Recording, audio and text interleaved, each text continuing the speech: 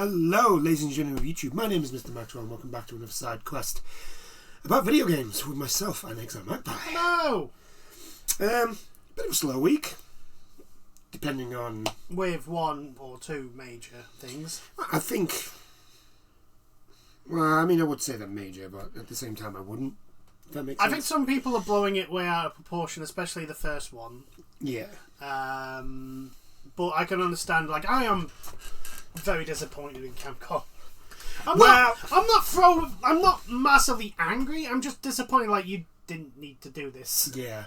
Well, you know, Capcom have been doing well for the past couple of years, so you know, they were going to mess up at some point. Yeah, it's just a shame it's with Dragon Dogma 2. Yeah. So Dragon's Dogma 2 has come out, and it's getting good reviews, but also being review bombed.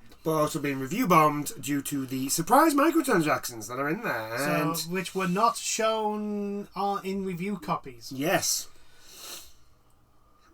So Capcom's fantasy role-playing game, Dragon's Dogma 2, has launched at last to critical acclaim, but reactions from some players are much harsher. At the centre of these complaints is a suite of 21 downloadable items Capcom released without warning alongside Dragon's Dogma 2 across PC, PlayStation and Xbox. Most of them are single-use in-game items, enabling features like new fast travel locations, the ability to change character appearance, which is a... very bullshit. That's a bullshitty one. Fast travel is also a bullshitty one. Yeah.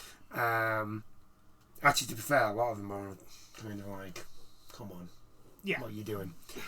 Like I say, I'm not angry. A lot of the also another thing is a lot of the things that are given are also available. You can get them in game. Yeah, it's basically you just because it's kind kind of of play like through the game. It's kind of like Resident Evil. The Resident Evil remakes. What they did was they released them, and then the thing is, I think the difference is with Resident Evil they released the thing like I think it was like 4 to 6 months down the line. But basically, there's a DLC which unlocks everything for you. Yeah. So you can just get everything from the start. Yeah. Right? So all the costumes and that. The costumes, all the guns, you get everything. Yeah. Right? The problem being is that in this game there's stuff like revives. Combat revives, fast travel, which we've mentioned. And it's not... They're like, a lot of people are very upset about it. And I can't turn around to them and say, you have no right being upset. Well, no, you should be upset with this. Because that's what I'm saying. It's like, it is a justifiable reason to be upset. Now, upset to the level of what some people are, I think maybe, but again, like, it is very disappointing. I think the upset more is just, like, this game was really hyped. Yeah. There was a lot of hype behind this game.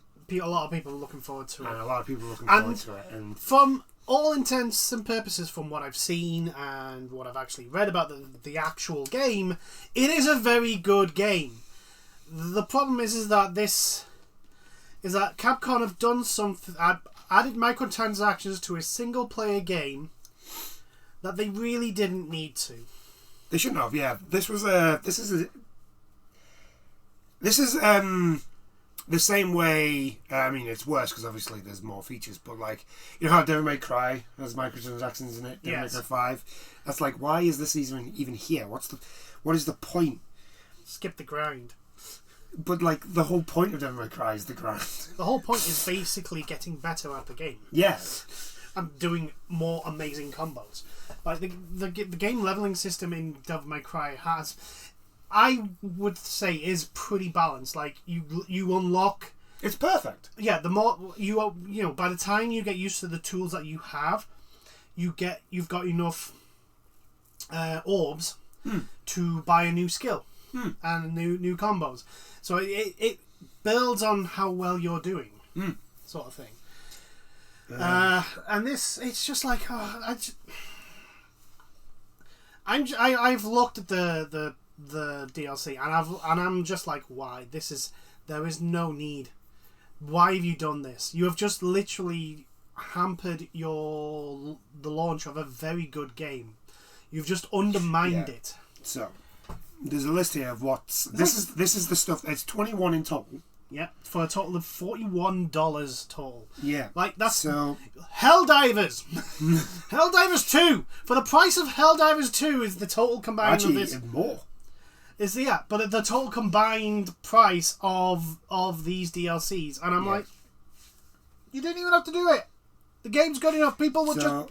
You get an Explorer's Camping Kit with camping gear. Dragon's Dogma Music and Sound Collection. That almost every game comes with that stuff now. That's fine. That's fine. Harpy Snare Smoke Beacons, whatever they are. Heartfelt Pendant, a thoughtful gift.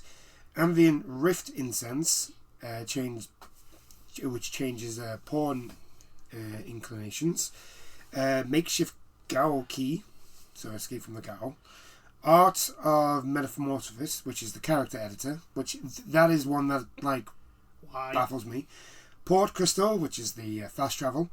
The Wake Stone Restore from the Dead, so you can get 5 Wake Stones. Yeah, all separate for £1 each or $1 each, but for us it'll be £1. And they're free 500 Rift Crystals, and then 1,500 Rift Crystals, and 2,500 Rift Crystals. Yeah. I can see why people are annoyed. Yeah. This is a single player game, by the way. This is not a live service. This is not a... I mean, I know Capcom do this a lot. They tend to tack on a whole bunch of times, DLCs. Yeah. Onto their games. Microtransactions. Microtransactions. They like to tack on them. But this one does generally take the cake. Yeah. It's and what annoys me the most is the fact that this game did not need it. It was going to do well anyway. The hype behind this was really, really good. You didn't and apparently the game is actually good. The people who have played it have said, yeah, the game's good. The microtransactions are just stupid. Why have you done this? There's no need. So, the review, one of the tools to the communities go to to voice their displeasure is, the Steam review page. Mm-hmm. And so they review bomb it.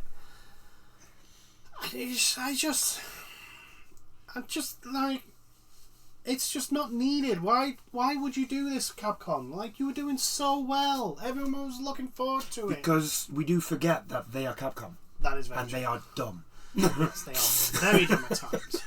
They do dumb things. They do really dumb things. This one was just we were just waiting for it to happen. It was okay, so Street Fighter 6 has gone okay. I mean, it didn't have the best launch because, they Chun-Li's face, which they have fixed. Yeah. I think, to be honest, that was more of a... There was a bug in the coding for her than actually... It probably was. I'm not saying that it was deliberate. I'm just saying, some of the faces on Street Fighter 6 on launch, it's much better now, but on launch, they were very Uncanny Valley strange. Yes. And weird. I mean, not Marvel vs. Capcom Infinite levels. No. That was a whole different problem. I'm just literally so fixated on the fact that they've been building this game for months, if not a year. When was it announced? I think it was announced 2 years ago. That they were working. That we're actually doing it. Yeah. And then last year, nearing the end, I'm pretty sure it was one of the PlayStation showcases. Yeah, they announced the we actually saw the gameplay. Yeah. And then later on in the year, we got the release date. And so ever since then, they've just really been hyping this game up. And like I say, but it's the same strategy that Capcom always do. They do this every time. I think the only time they haven't done it, and I was actually expecting them to do it, was Exo Primer. Because I know there is microtransactions in Exo Primer because it's a live service game, but there's not a lot. No. That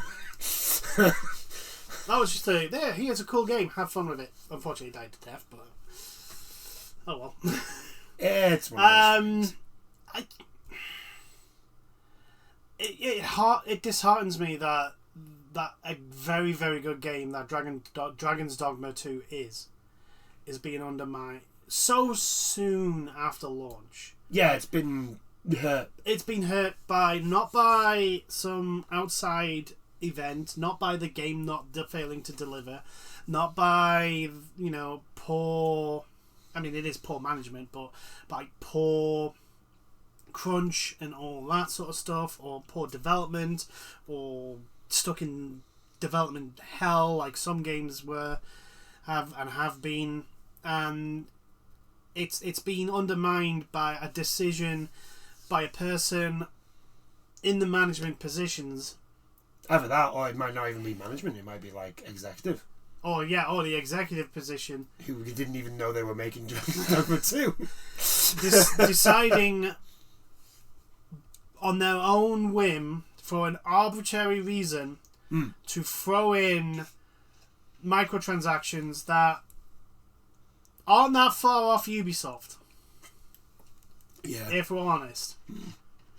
And it just disappoints me, like, all that time and effort that people put into that game. Because you just have to look at the game running. You just have to look at someone playing it and going into combat. Yeah. You can tell a lot of time, blood, sweat and tears from the development team went into that. And for all that work to be undermined by someone who has probably had no idea on the actual intricacies of how to get things to work like that, deciding, let's sell the people a teleportation device. Yeah. Let's sell them fast travel. And again, these are all stuff you can still get in game by playing the game and playing the story. And you get the ability to do that. It's just like it's the first thing that hits you when you. Yeah, it's not that, right? What it is, it's like it's the it's that little thing of like, oh, somebody will want to, maybe not all of them, but some of them will just want to get through it really quick, so they'll pay for it. Yeah, that's someone. Yeah, it's a pay. We want to give people the ability to skip the grind, and I know there's the argument of, well, some people work and they don't have the time to play through all the games. It's like, no, but RPGs are inherently massive time sinks. Yeah. And anyone who who really loves RPGs, and as a person, I want to count myself as one of them. The time taken in that game, the grinding, the leveling up, the traveling to places and all that, is part of the journey of that game. And I don't like the fact that developers, or more importantly, the executives and management of developing of the likes of Capcom and EA and Ubisoft do not value the effort taken to be put into the game by their staff to just arbitrarily sell time savers, as they call them. Because it basically gives the message, at least to me, from management that, yeah, this game's not worth your time. And in an RPG, that is a bad statement to give out. Yeah, that's true. I mean, come on, like fucking Disgaea. Can you imagine if someone went, oh yeah, we can sell you a level 99 character in Disgaea from the start? Like, no, fuck off. What's the point? I want to see number go up. And not by just opening my wallet. Yeah. Yeah, that's just... Well, the other thing is like with role-playing games, if you're gonna give them like, oh, you can buy fast travel, what's the point in playing the game? If you can just buy things that skips through everything, what's the point? If you're going to do that, you might as well do what Final Fantasy 16 did. It gave you fast travel from the off. Yeah. You just have to unlock everything. Oh, we're not angry, Capcom. I'm just very disappointed. We are extremely But like I said, it was always coming around the corner where Capcom were going to fuck up. Yeah, they were going to drop the ball at some point. I just wish. Oh, could you not have dropped it on anything other than Dragon's Dogma 2? Actually, no, because that would mean, you know what, sod's law. If you didn't drop it on Dragon's Dogma, it'd be whatever remake you're doing next, And since we don't know what is the next remake, knowing my luck, it'll be bloody Dino Crisis. You'll give us a fucking Devil May Cry trilogy bullshit crap. Yeah.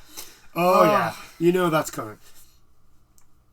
By the way, that's another. That's another hint. Give us Dino Crisis, please. Which also just Dino Crisis 1, not 2 or 2's 3. okay. No, 2's okay. No. 3 is the one that we don't talk about. No, we don't. See, 2 leads us down the rabbit hole to 3. In that argument, Dead Space 2 leads you down the rabbit hole to 3. The difference is, Dead Space 2 is better than 1.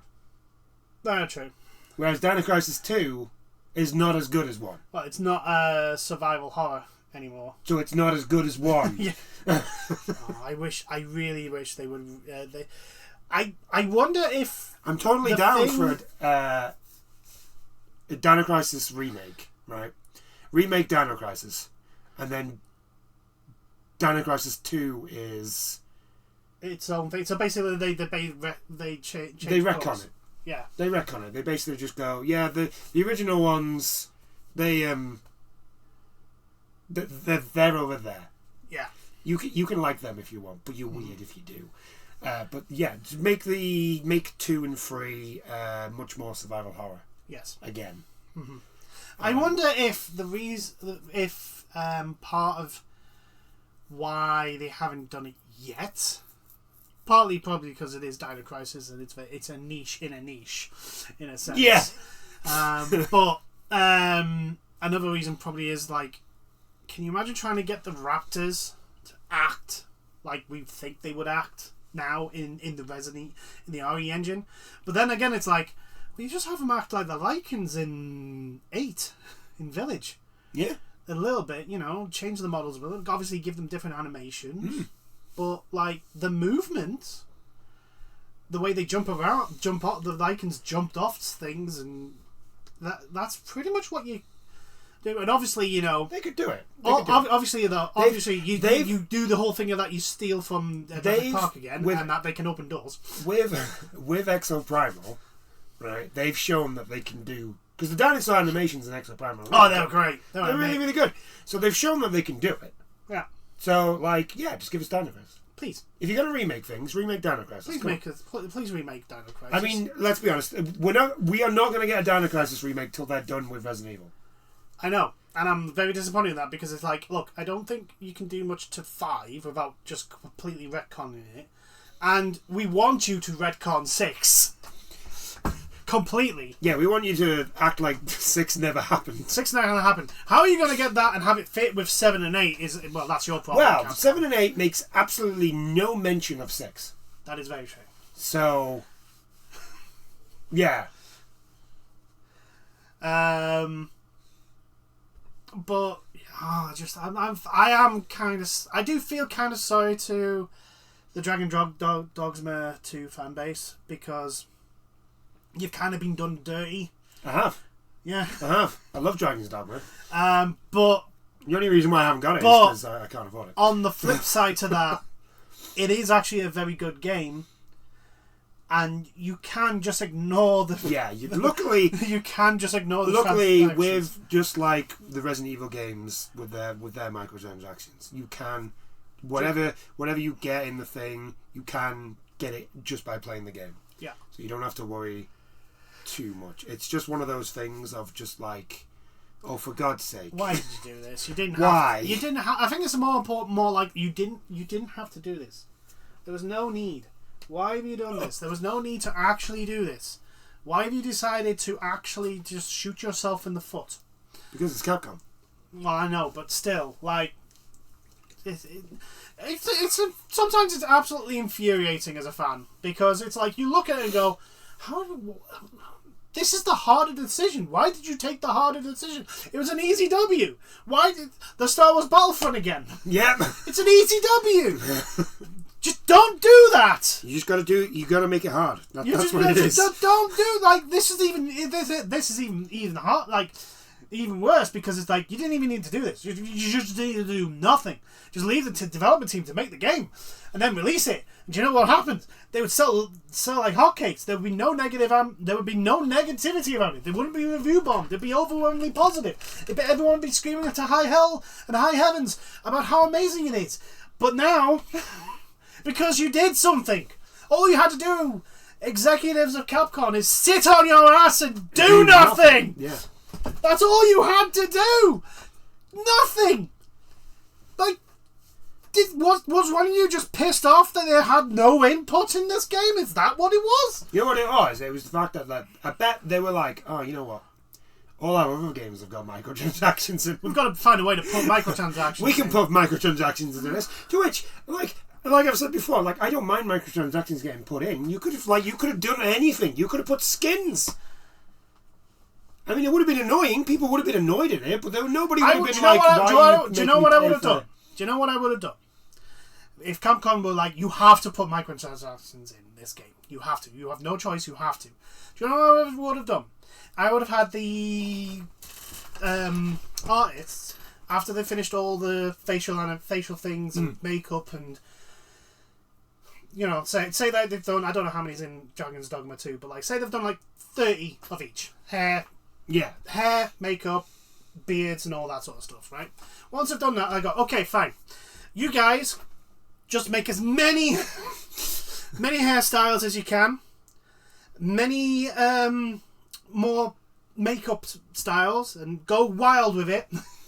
Same with the hair, like, you know, all the normal hair stuff is in the game. Yeah. And then you go the neon pink streak hairstyles and all that sort of stuff. You go with that, and then same with the costumes. Like, just make as many costumes as you can. Go as outlandish as you can if you want. Like, go full no end. Like, no end to it. No, and then there's like, get all them, and then sell them.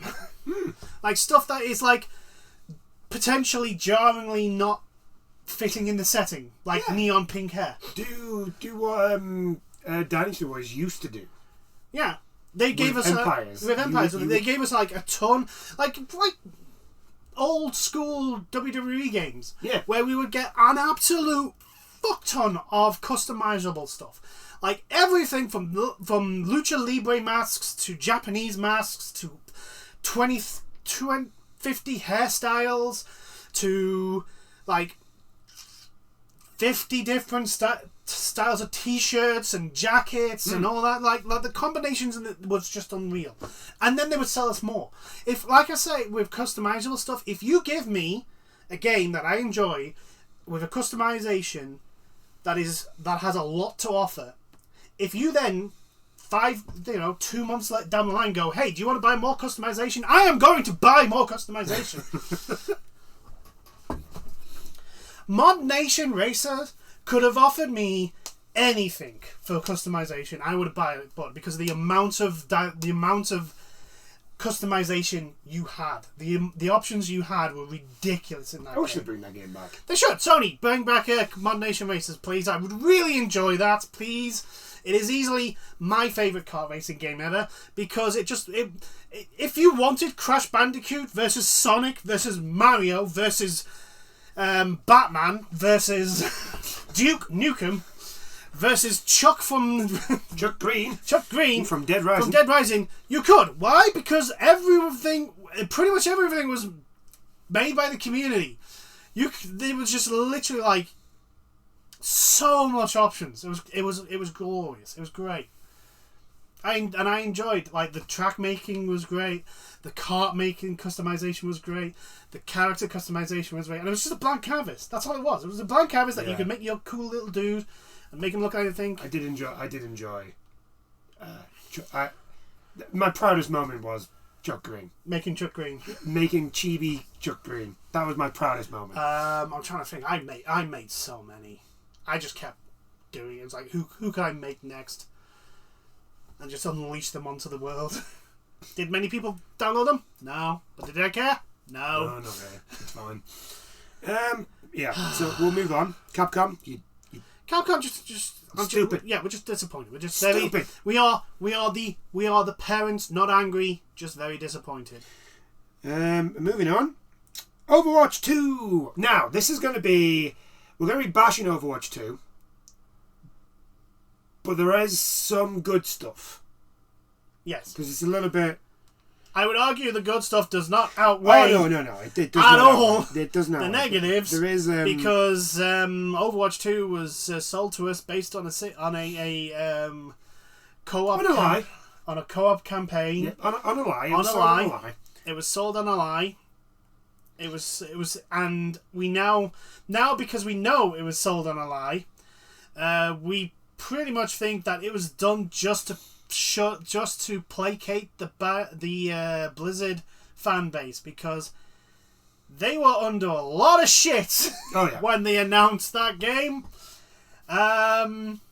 So anyway, I'll let you go ahead. So Overwatch 2's PvE mode has reportedly. So this isn't 100%. Been permanently scrapped as Blizzard struggles to find focus for this hero shooter sequel. According to Bloomberg, the PvE mode, which received 3 missions in last year, will receive no more content due to the initial pack selling poorly. Yes, because nobody crap. wanted it. Nobody wanted it. It was crap. It was literally what we got in Overwatch 1. And it's crap. I'm sorry, no one can defend that as what was advertised. They killed Overwatch 1 for those 3 missions. Yeah. And it was sold at a ridiculous amount of price. It had no replayability. It was I would probably even put it as, like, it was even worse than Bride of Frankenstein. Junkenstein. Yeah, it was worse than the Bride of Junkenstein, even. Yeah. Like, that had some actual fucking thought and process put into it at points. And was actually quite spooky at times for Halloween. There was actual, like, even though they weren't using any real new assets, it was actually well thought out. And then they decide, and that was given for free. And then they decide, one, the hero missions ain't happening. You know, the reason why people were actually still playing Overwatch 2. Was it not right? The full campaign, that wasn't going to happen. Yeah, we were still going to, when they first announced it, we were still going to get hero missions, but they were going to be a lot smaller than what they were originally going to be. They were just going to be basically hero masteries. Yeah, in a sense. Yeah, that's all they were. Not the skill tree. Do amazing shit. Fight alongside your friends. And I'm like, and so, like, I mean, hell, I have not touched Overwatch 2 since they announced the cancellation of it's been a while for PvE. Me. I don't know when I stopped. I think you were like a month or 2 after that. So the one, so literally nothing that was promised as justification for the cancellation and killing of Overwatch 1. Nothing, because that was a lie as well, because they said, oh, don't worry, Overwatch 1 is fine. Everyone can still play Overwatch, and you'll be able to play with Overwatch 2 players. Remember that? No. What actually happened is you were forced into Overwatch 2, even if you had paid, because Overwatch 1 was a paid-for game. They just closed the service. You can't play Overwatch 1. Yeah, you're stuck in Overwatch 2. A game people paid for. Mm-hmm. And I know people are going, but you can play Overwatch 2. Overwatch 2 is a fucking shell of what Overwatch 1 was. Overwatch 1 at its worst is better than Overwatch 2 at its best. Because Overwatch 2 is a falsehood. It is built on the foundation of lies, deceit, and just complete, utter disregard for the fan base apart from their wallets. And I know there'll be people that'll be, oh, you're being a bit harsh, but no. That whole game was built on the promise that we were going to get an actual PvE campaign. Mm-hmm. That was the sole thing. And I know some people are like, oh, but they have to move on. It's like, no. In that case, they should revert back to Overwatch fucking 1. But they're not going to do that because then they'd have to get rid of the shop. Well, speaking of that. So, anyway, we'll go back to this first before we go on. Overwatch 2's developers were informed that the company does not plan to finish any of the remaining planned PvE content, according to Bloomberg. The report also claims that in late 2023, members of Overwatch 2 team were told that based on the game's poor financial performance in the first half of the year, they shouldn't have received anything in regard to performance-related bonuses. Well, the performance-related bonuses, so I can understand that in a sense. Overwatch 2 developers were... sorry, no, hold on. I've literally just read that. I don't know why I did that. It also claimed that as part of company-wide reduction in staff, the game's PvE department was heavily affected. Yes. Well, a lot of people were suspecting that, and even rumoured that the part of the Overwatch team that was worst hit was the PvE team, to the point where some were even speculating like, there is no PvE team anymore. They just got rid of everyone. Most likely. And I wouldn't be surprised. And if that's the case, well, guess what? It's not just Blizzard that gets the fucking bat this time. It's Microsoft as well. Because it was their decision. Yep. So yeah, unfortunately, the PvE most likely is gone. Which means I'm probably never going to go back to Overwatch now. No. I just can't. I just don't see it. It's not Overwatch. No, that game's not Overwatch to me. Which is a shame. That is a shallow. Like, the worst thing they did was remove the go from 6v6 to 5v5. And I know you're sweaty purist, top 100 elite pro gamer Overwatch 2 master race idiots will shout out, but it's a much better and balanced game now. No, it isn't.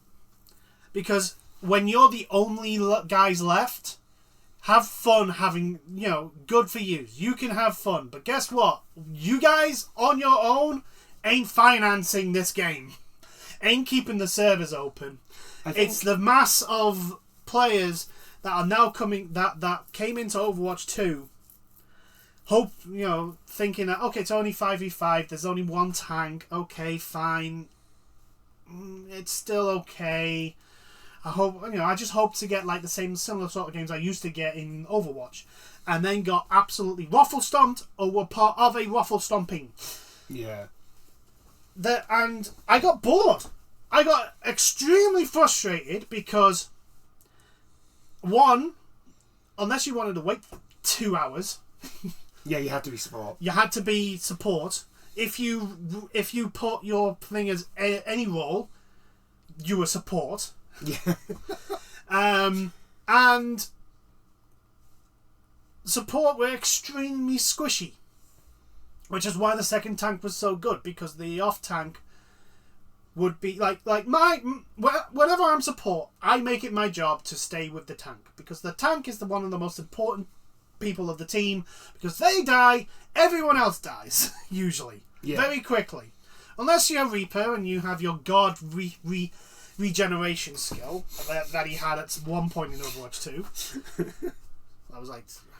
That was very frustrating. But anyway, and I found that because there was only one tank, what would happen is one DPS would occupy the tank and the other DPS would kill me. Yeah. And there was no defense. And then, of course, there's the bullshit Sombra, who would be She got nerfed. I know she got nerfed. I know she got nerfed. I'll be honest, if people played as she's meant to be played, she wouldn't need to be nerfed. But she didn't. No one, especially in lower ranks, did. Because all they did is go to the spawn of the enemy, cloak, hack, kill. Hack, kill. Yeah. Hack, kill, cloak. Hack, kill, cloak. Hack, someone shoot you, teleport back to the heal spot at the halfway point of the map. Yeah. Which is, that's really fun. So much fun. Especially, when you're, I don't know, Moira. who can't kill Sombra quick enough. Moira's probably one of the best to deal with Sombra because, you know, she's actually got a decent, you know, DPS. But, you know, when she hacks you, you take more damage. 2, you can't use your orbs, which means that you can't deal the more damage or heal yourself while fighting her. And 3, it means that you don't do at all any damage whatsoever. And so that was just one problem with one character. The blooming Roadhog players were just literally told, yeah, it sucks to be you, buddy. I think he got buffed. He finally got buffed. It took reworked. How long? Yeah, it took a while. It took like they had, and then of course, the fucking shop. Yeah. The most overpriced, like Blizzard are the most overpriced cosmetics they've ever do. Well, that no one else compares to them. Yes, but okay. So we've mentioned the bad things, and we're now going to talk about the good things. Yes. Right, because just recently they've announced season 10. Yes. And there's been a lot of work put into Overwatch 2 yes. since everything that Magpie has just said. Yeah. It is not in that. It is not in the god awful state that I stopped playing it. I will admit that. Does that mean it's actually good? Well, that's subjective, and I would say no. But still, it's better. But in the developer update, they basically announced that all heroes will now be free. So that's a good thing. On one side, that is a very, very good thing because Overwatch is designed around hard counters, which I think they were trying to move away from with a lot of the updates that they were doing. With like everyone gets a heal, everyone gets basically like a regeneration heal now, and a few other things. They were trying to move away from hard counters. But I think the problem is when they do that, they literally break some characters to become unkillable. Yes. And like the last time, Sombra, like oh well, Sombra doesn't heal, so we need to make her do something so that she can heal. Yeah, the problem is the reason why she doesn't heal, it's because she's supposed to be a very high risk reward character. She is extremely squishy.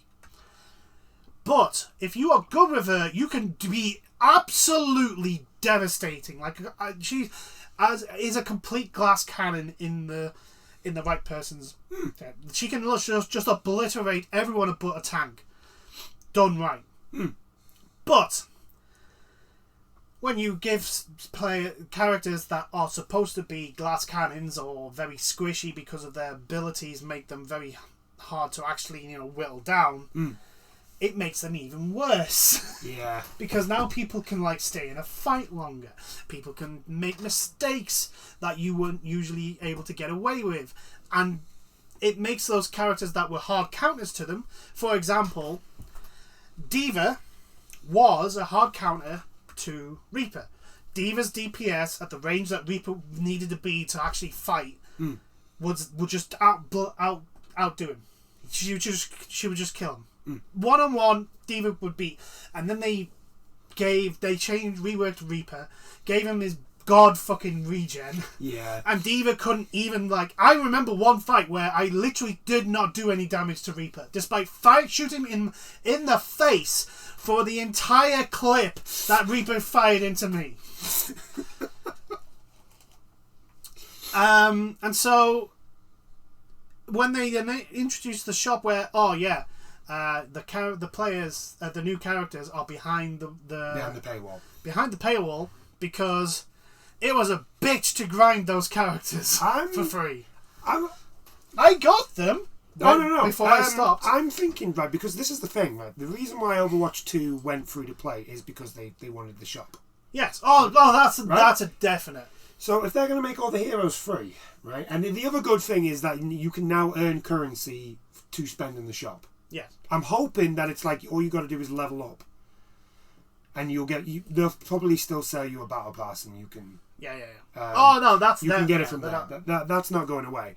But I'm hoping you can earn currency by leveling up like you used to. Yeah. Or fuck it, bring back the loot box system. Yeah, you can get currency that way. it says something about Overwatch's 2 shop that people look at loot boxes and go, yeah, that wasn't as bad. Yeah. So that's good. The other thing that's also good is that, so if you know the mythic skins that you could only get in the battle pass. Yeah, they're reintroducing. They're bringing them back into the shop. You can get them from the shop with the currency that you earn.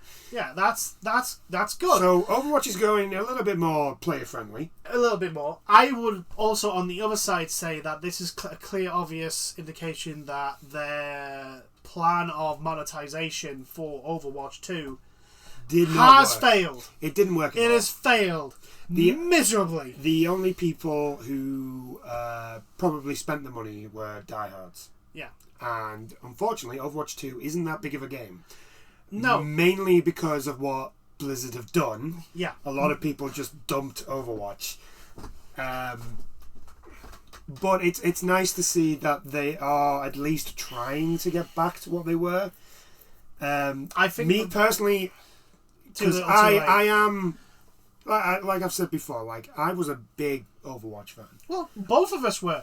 We played the first Overwatch when it came out religiously. We went ham on that game. Yeah. And it was fun. It was frustrating when people didn't play the fucking objective in an objective game, but I have that frustration in Battlefield. Yeah. I'm like, this is not new. It's frustrating, yes. Annoying, yes. Absolutely infuriating at times. Hell yes. Especially when the fucking McCree, or Cassidy as he's now known, has his ultimate and decides, I'm just going to wait until all 6 of them are on the point. And then I'm going to walk out and try and kill all of them and then get obliterated by the Widowmaker in the back. It's like, for the love of fucking God, just like, I understand you want the big kill. I understand that. But, however, what's important for the team is that you kill the fucking tank. I know. That's obliterating everyone else. Absolute nightmare. But yeah, it's nice to see that they're at least trying. Me, like I said before, like I was saying, for me personally, even though like I was a huge Overwatch fan, I bought the collector's edition on release. Yeah, you've got this. Is it one that came the statue of Soldier 76? I've got the first. I think it's the only one. I've never found another one, or at least volume 2. I've got the lot of comics that they had that they released. I've got those. I've got Orisa. I've got a mini Orisa over there. I mean, hell, I've got a pop of Diva, Reaper, and is it Mercy? No. Mercy. You've got Mercy. I've got who have I got? I can't remember. I know you've got Reaper because I bought you Reaper. I've got a healer, support, and you got May. May, that's it. I've got May.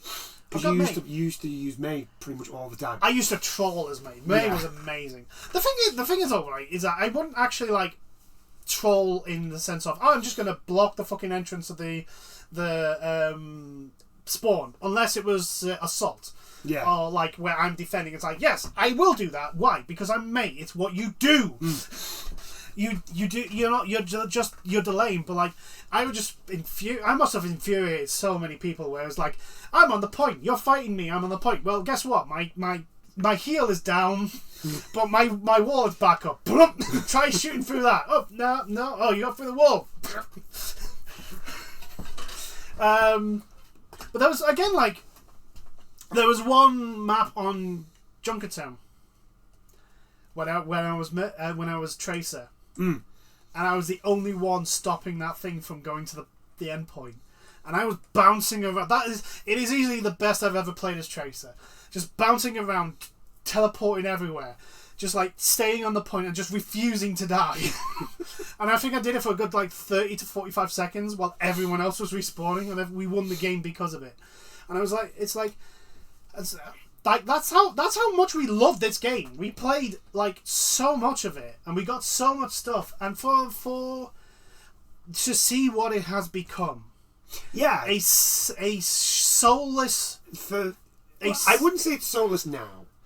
I think the problem is because of how bad Overwatch 2 burned. Yeah, it's like there's not really any going back because I can't trust it. No. Personally, No there's nothing to stop them from doing this again. Yeah, there's nothing from stopping them to go. Oh yeah, we're just going to release Overwatch 3. It's going to be free, but all your stuff's not going to transfer over. Like, also, there's nothing stopping. Like, we know how bad a state Overwatch 2 got to. Like, in regards to player numbers, in regards to, like, I mean, hell, the very fact that no one got their bonuses, no one got their, and they're planning that there's plans on cancelling, or rumours at least, cancelling the PvE element of the game, is an indication of how bad the game is doing in regards to user base and monetization. Like, the game can't sustain itself at the plans they had, and those plans were massively dialed back to what they were promised. To what they promised everyone. Like, they promised a massive PvE campaign with skill trees and everything, and they cancelled that because apparently they couldn't get it to work. Well, no, it's because you didn't make enough money, and you need to make more money for Bobby Kotick. And so now it's not Bobby Kotick, it's Phil Spencer. And so there's nothing stopping Microsoft or Blizzard to turn around to the Overwatch 2 team and go, it's not profitable. It's not got enough. It's not got the server base. It's not got the player base. It's not making enough money. Pull the plug. It's not doing the numbers Diablo Immortal is doing. Yeah. And there is no trust in Blizzard at all. It doesn't matter that it's now no longer run by Bobby Kotick. It doesn't matter. Like, there are still people in that company in positions of power. I mean, you just have to look at Diablo 4 and the latest stuff that came out of that. $100 they DLC for $100 DLC. Are you taking the fucking piss?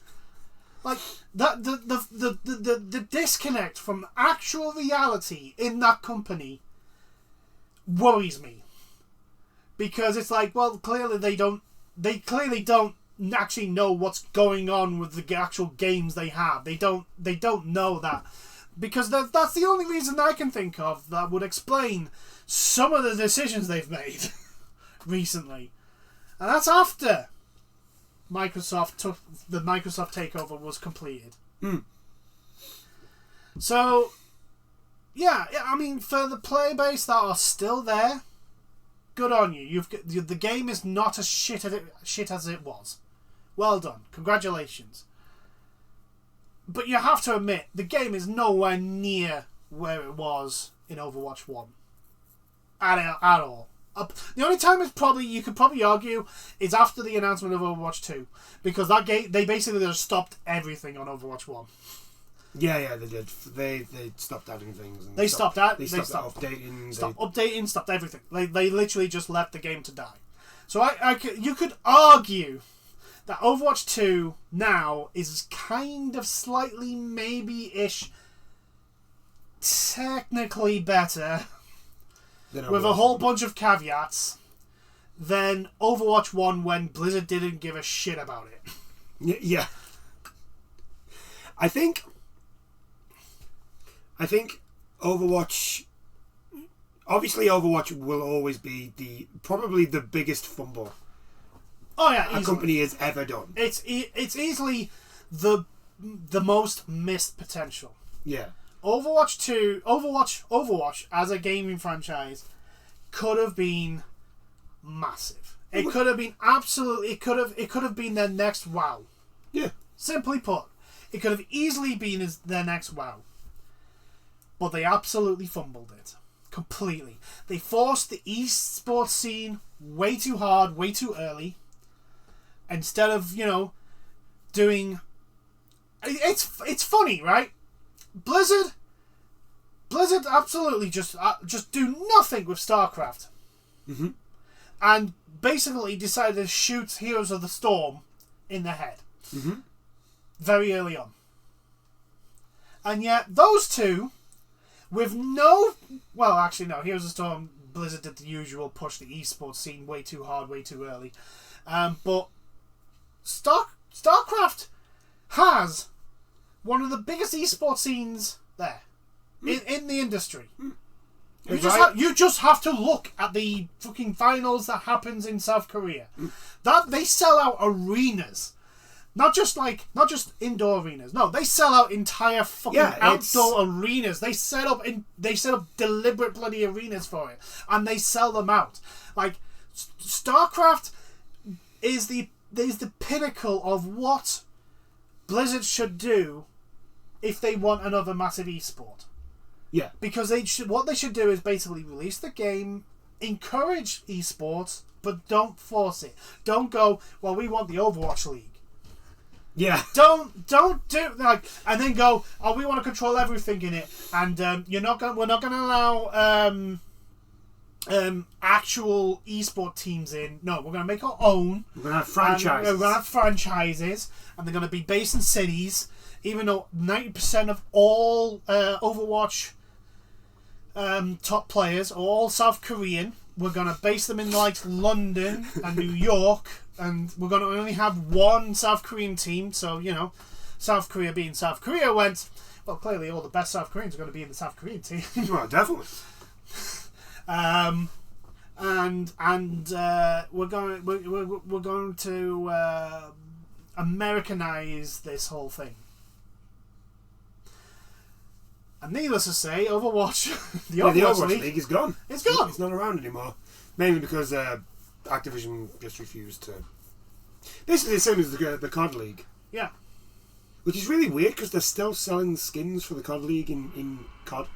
I know. Well, yeah. Which makes me think, I'm like, is it still around? I'm confused. I didn't even see it pop up. But you can still buy, like, it's like the Las Vegas, I want to say, Satan's? God knows. But even though, like, and again, like, StarCraft is a prime example of like what the Blizzard fan base wants. Because do you know what's the most popular mode in StarCraft 2? The co-op. The co-op missions are the most popular thing. Not ranked, not campaign. The co-op missions. And it's like, I know it's not as easy as just introducing the co-op missions. It's not easy as just slapping them all together and making a mission out of it. I understand there's time, work, and effort into it. But you could look at what was shown in the trailers and the screenshots, and it's like, they had something. Oh, yeah. They clearly had something. But Daddy Activision, Blizzard, turned round and went, no, it won't make us as much money as a shop. Well, no, I don't even think it was that.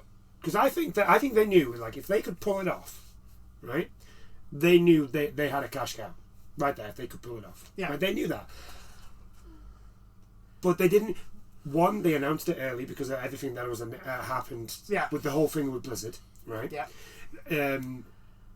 Well, no, it was actually even before the whole thing with Blizzard. The reason why they announced it was because the year before was well, you had the Blitzchung and you had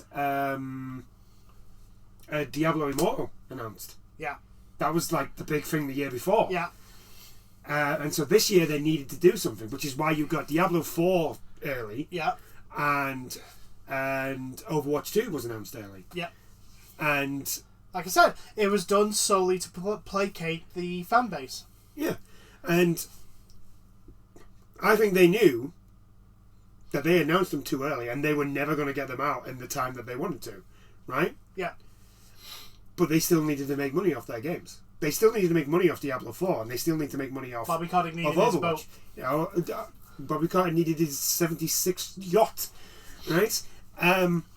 So, and they knew the fan base. They knew the Diablo fan base would eat a new Diablo game up, and they knew Overwatch fans would eat Overwatch up. Yeah. So, what do? Oh, you promised them new games. Well, we promised you the co-op campaign, the big campaign mode. That's coming, but we'll give you multiplayer for free. Yeah. For free, and then when the campaign stuff comes out, you'll buy that, and everyone's like, "Well, yeah, that's fair." That sounds like a fair deal. Yeah. And like as we already know, before they even beta of the multiplayer came out, they'd already decided that they were scrapping. Yeah. And I think that's the other thing that will stop anyone, a lot of people, myself included, going back into Overwatch 2. And it's not that the game is the game is so bad in a sense, but it is one of the reasons. But the other one is the fact that like they lied to the fan base for years. For over a year, they had lied to the fan base. They had literally said, "Don't worry, the co-op campaign, the hero missions, and all the stuff we promised you." They were even like, "Oh, look, our teams we're getting a bigger team." When that was also a lie because they'd actually shrunk their team. Yeah. Don't worry, it's coming. We promised you. We keep our promises. And then they had said, "Yeah, no, it's cancelled." And then it came out. Yeah, they'd already decided. They had decided before the game had actually launched. Before they launched Overwatch 2.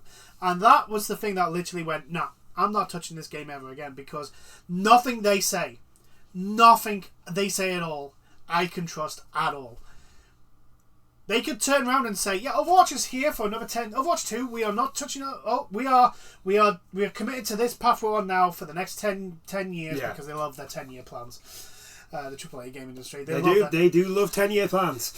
We're going to keep to this plan. We're going to, and it's 10 years, and we're not going to stray from it. And in 6 months down the line, well, we're really sorry, but we're going to have to close the servers. Yeah. Well, it's not the thing for me is it's not, well, one is that, but the second one, the main thing for me, as well as like, yeah, we've been burned and I don't really trust them. Overwatch is boring. It's a boring game. Like, I just can't get into it. Like, I used to watch people like Flats and that, who are like big Overwatch players, and they do YouTube videos and they stream a lot. And I used to watch them, and I watched Flats recently, and I watched the game, and I was just like, this is fucking boring. 99% of the time, you already know how the game's going to play out. Well, it's not even that. It's fucking boring. I know, the whole thing. What I'm saying is like, if you already know, like, you can tell very early on that this is a ruffle stomp. Yeah. And it happens way too often. It happens very often. Especially the lower the skill tree you go. And you can tell instantly, like, who's going to win very early on. And there's very few times I've seen someone like a last stand in a The only time I've seen that stuff with Overwatch 2 is when the Overwatch League was on and you had the pros. Yeah. That's the only time I've ever seen anybody really pull off anything interesting. Yeah. Like, but because I do, as much as I want Overwatch 2 to get good. Like, I think, because I want a reason to go back. I would like to, but I've given up any any hope. But every time I watch somebody playing Overwatch, I just look at it and just go, this is fucking boring. It ends up being the same characters being shown off all the time. Yeah. It ends up playing up very similar to each game. It's like, oh, it's this. Nobody plays the game like you were actually meant to play the game, which is counter. Like, nobody counters. Yeah, no, but the thing is, like I say, because they've had because they've done a whole bunch of patches trying to get away from that hard counter playing style. There's no need to. It's made the whole ultimate meta even worse because there's less incentive to actually change character. Yeah. Because it's like before, it's like, okay, so Moira's got my Moira, it gets obliterated every time. It's like, okay, who am I getting obliterated? Right, which healer is best counted? The whole fixed role queue as well is another thing that stops people from switching because you're not going to get like. I can play I used to be able to play as Moira and Mercy as healer. Right. But not everyone can. Not everyone does that. they'll have like one healer that they'll main, one support, one DPS, one tank, right? And so when you're stuck in that role, that's the character, because you don't play the others, so you don't know the intricacies, you don't know how to counter someone else. So so like you don't get the situations where one team's getting absolutely obliterated. They have the same format, like in Overwatch 1 you used to get 2-2-2.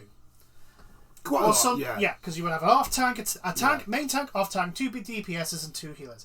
But if one team was getting absolutely obliterated and one of the healers was just constantly dying because whoever was constantly, what they would do is, if they were good enough, they would swap to the hard counter of that person that was obliterating them. Yeah. And then obliterate them, forcing them to change character. It didn't happen all the time, but it happened enough. Now it just doesn't happen. I very rarely see people swap characters. And so there's no like the whole like counterbalancing and like stopping a snowball doesn't happen.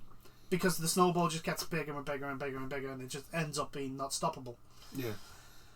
And it's just like I said, I want so badly Overwatch to become at least even like close to what it used to be. Yeah. I would like it to be fun. That's the best. That's the thing. I would like it to be fun. But I don't trust the developers. I don't like especially the management of that team. Yeah. I don't trust them. I don't believe they have what's best for the game in mind.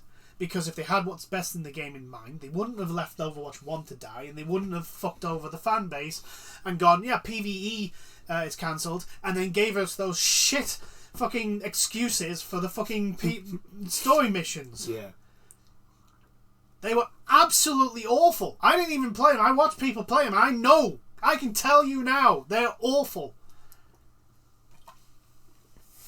They were a poor excuse. There were some Overwatch 1 event missions that people got to play for free that were better constructed than what was given out.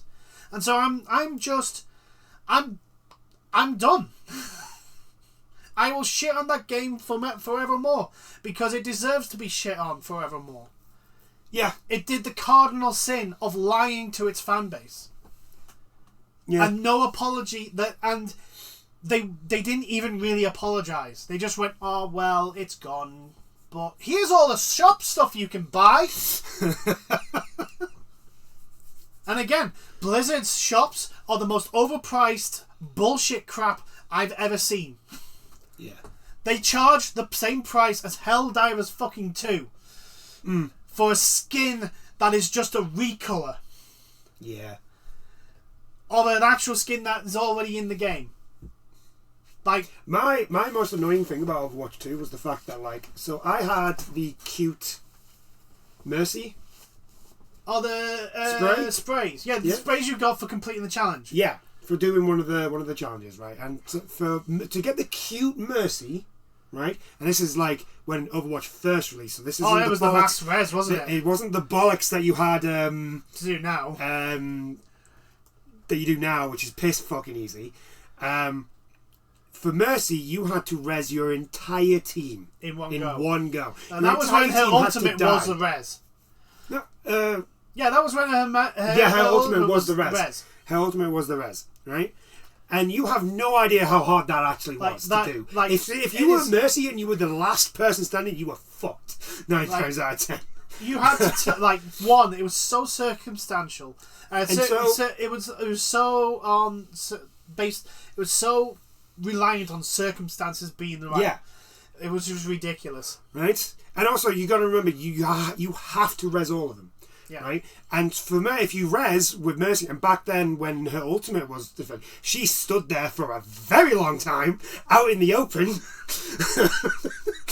She was an easy target for any Widowmaker. Yeah, you had to get to the middle of the fight without dying, and Mercy was and still is extremely squishy. Yeah.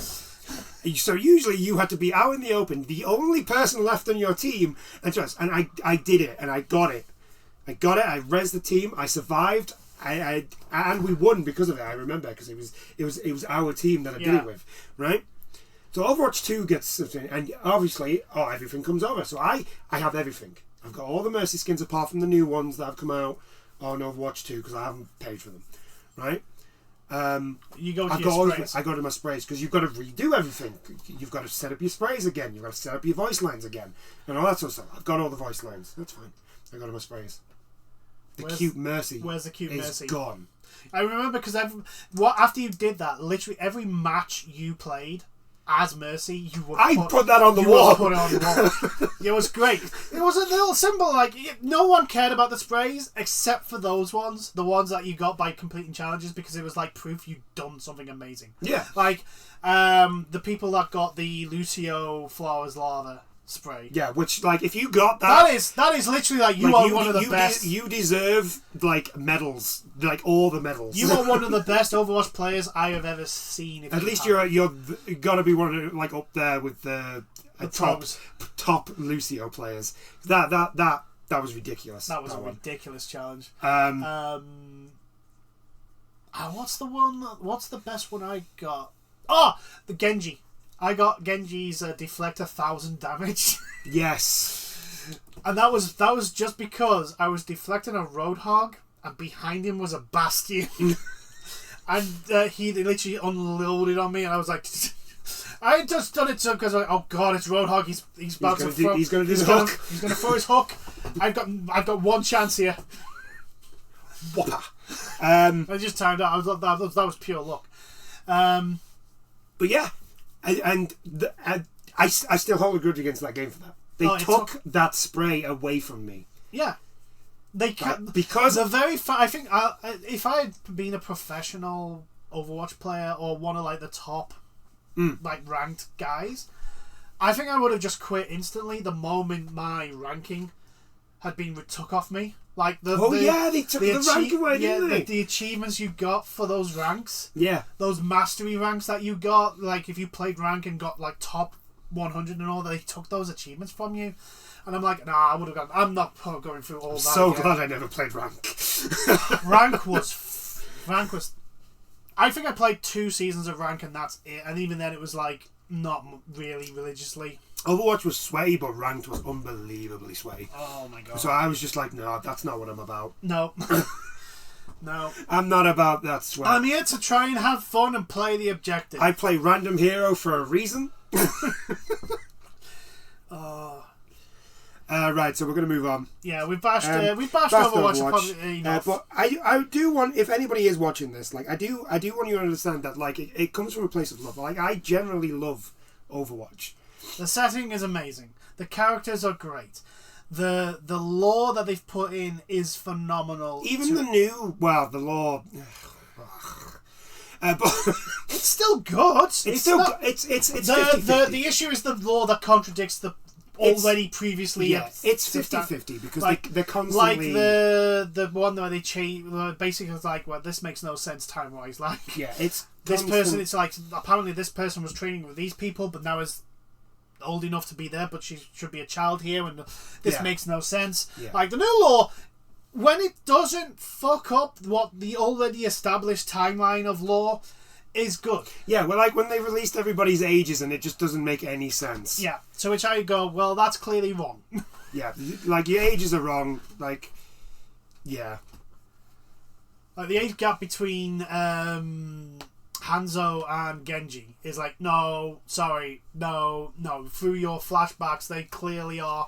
There's a decent age gap between the two of them. There is a decent age gap, but it's not. It's weird because some of the lore, it's like, well, clearly that's not the age gap. It's too short, but in other lore, it's too long. Kimiko, isn't it? Because she's supposed to be. I think they released her age of being like she's 18. Yeah. Genji's supposed to be, I think, 25. Yeah.